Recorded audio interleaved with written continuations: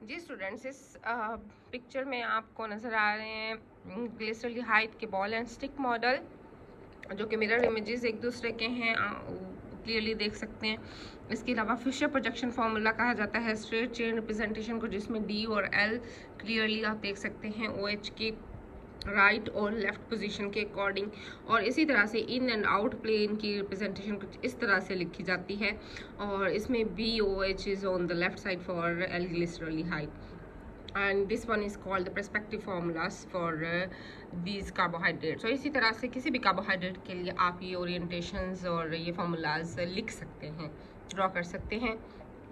इसके अलावा structure of D monosaccharides में सिंपल लेट सपोज अगर आप ग्लूकोज का लिख लें स्ट्रक्चर, तो डी ग्लूकोज और उसके डिफरेंट एपीमर्स कहा जाता है जब C2, C3, C4 पे OH ग्रुप पे कार्बन की कॉन्फ़िगरेशन चेंज होगी, OH ग्रुप की पोजीशन लेफ़्ट और राइट होगी, उसकी बेसिस पे इनको डिफरेंट एपीमर्स का नाम दिया जाएगा। और इसी तरह से कीटोन के केस में ये लास्ट टाइम भी बात हुई है किस तरह से UL इंसर्ट करते हैं OSE के साथ, तो उसका नाम राइबोलोज वगैरह हो जाता है। सो इस तरह की डिस्कशन है इस वाली पावर पॉइंट में। यहाँ पे कुछ एग्जांपल्स जो हम पहले भी पढ़ चुके हैं, 6 कार्बन कंटेनिंग एल्डो एंड हेक्सोजीज और कीटोजीज में क्या डिफरेंस है, क्या नाम किस तरह से लिखे जाते हैं। अच्छा, इसमें इन सारे में आपको एक बात बताती चलूँ कि जो फ्रीक्वेंटली यूज कार्बोहाइड्रेट्स हैं वो ग्लूकोज और फ्रुक्टोज ही होते हैं, 6 कार्बन कंटेनिंग का एल्डिहाइडिक एंड कीटोन रिप्रेजेंटेटिव। तो ये बाकी सब भी आपको आइडिया होना चाहिए कि कितने कार्बन कंटेनिंग मॉलिक्यूल होगा। आइदर डेक्स्ट्रो है तो कैसे लिखेंगे, लेवो है तो कैसे लिखेंगे, एपीमर्स बनाएंगे तो कैसे बनाएंगे, वगैरह वगैरह। यहाँ पे आप देख सकते हैं 5 कार्बन कंटेनिंग में राइबोज है फर्स्ट वन, देन अरेबिनोज है, जाइलोज है। ये एपीमर्स ही होंगे, इसके different you see here all are on the right side OH। और इसमें अरेबिनोस में फर्स्ट कार्बन पे कॉन्फ़िगरेशन चेंज है, जाइलोस में सेकंड पे चेंज है, ठीक है। And in this one here ये दोनों कार्बन्स पे कॉन्फ़िगरेशन OH राइट साइड पे लेफ्ट साइड पे है, और इस थर्ड जो कि फोर्थ कार्बन है उसमें OH राइट साइड पे है। तो एक इसकी इन्हीं की वजह से ही नेमिंग चेंज हो जाती है।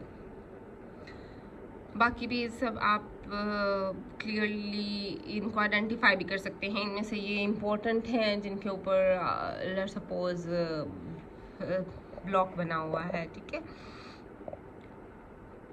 स्ट्रक्चर्स ऑफ कीटोसिस, डेक्स्ट्रोकीटोसिस, ये तो स्ट्रक्चर्स थे एल्डोसिस के। यहाँ पे कीटोसिस के स्ट्रक्चर्स हैं क्लियरली दिखाए हुए।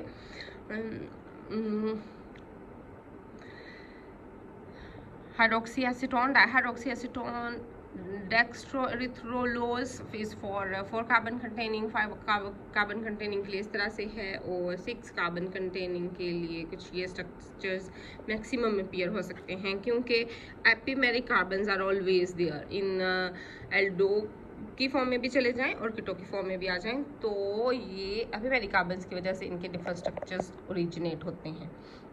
जो ब्लॉक्स में हैं you have to memorise them clearly, और इनको प्रैक्टिस भी आपने करना है। जी, ये भी मल्टीपल टाइम्स हम बात कर चुके हैं इस बारे में कि ग्लूकोज एक सिंपल किस तरह से इसको आपने लिखना है, इसका फिशर प्रोजेक्शन फार्मूला, और फिर इसका सेकंड कार्बन पे चेंजेस हैं, एपीमर है सेकंड कार्बन पे, तो ये बनेगा डीमेनोज, और फोर्थ कार्बन पे है तो dextrogalactose. You should be very clear with this. अच्छा जी, बात हुई थी पहले भी कि अगर नेचर में डेक्स्ट्रो जो आइसोमर्स हैं वो मेजोरिटी में पाए जाते हैं, जबकि एक ऐसा कंपाउंड जो कि जिसका नाम है L-अरेबिनोज, ये सब तमाम शुगर डेरिवेटिव्स में ऐसा है कि ये L फॉर्म में मोस्टली मेजरली पाया जाता है, and that are common components of glycoconjugates. ये डेरिवेटिव ऐसा है जो ग्लाइको कॉन्जुगेट्स के कॉमन कंपोनेंट के तौर पे यूज़ होता है। अच्छा, नेक्स्ट स्लाइड में हेमीएसिटाल एंड हेमीकीटाल्स के बारे में डिस्कशन है। लेट्स सी हेमीएसिटाल एंड कीटाल्स एक्चुअली हैं क्या। एल्डिहाइड सिंपल एल्डिहाइड की बात हो रही है। अब सिंपल एल्डिहाइड की बात क्यों हो रही है? क्योंकि हम जो कार्बोहाइड्रेट से ग्लूकोज की बात कर रहे हैं, ग्लूकोज में एक हाइड्रोक्सिल ग्रुप्स के अलावा जो एक मेजर फंक्शनल ग्रुप है जिसकी वजह से इनको एल्डोसिस या फिर कीटोसिस कहा जाता है, मेजर फंक्शनल ग्रुप है वो है एल्डिहाइड ग्रुप। ये ग्रुप पाया जाता है कार्बोहाइड्रेट्स में, ठीक है। और इसके अलावा इसके साथ पॉलीहाइड्रोक्सी अल्कोहल की चेन हो सकती है। तो एल्डिहाइड ग्रुप के लिए कहा जाता है कि यहाँ पे C+ है और ये C- है, राइट। तो जब ये C+C- है तो दिस इज लिटिल अनस्टेबल, और ये नेगेटिव के पास अगर कहीं से भी पॉजिटिव ग्रुप आएगा तो इस पे अटैक करके इसको लीव करा सकता है, right. This is the reason कि कोई भी न्यूक्लियोफाइल कोई भी इलेक्ट्रोफाइल यहाँ पे अटैक करेगा तो, या कोई स्ट्रॉन्ग न्यूक्लियोफाइल यहाँ इसके पास आएगा तो it can react with this, ठीक है।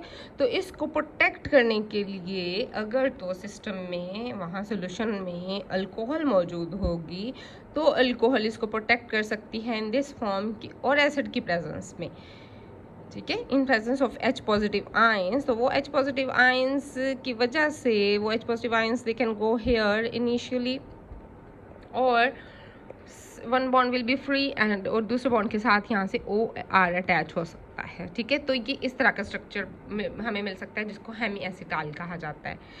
तो अगर वहाँ पे एक्सेस में मौजूद है अल्कोहल तो सेकंड फेज में क्या होगा कि ये OH भी रिलीज हो जाता है, और ये अल्कोहल दिस OR अगेन एक और ईथर यहाँ पे आके अटैच हो जाता है। उसको हेमिंग मतलब होता है हाफ एसिटाल है, and this is full acetal के दोनों तरफ कहीं पे भी OH नहीं रह गया, एक दोनों तरफ OR है तो इसको फुल एसिटाल कहा जाता है, और water will be removed in all this.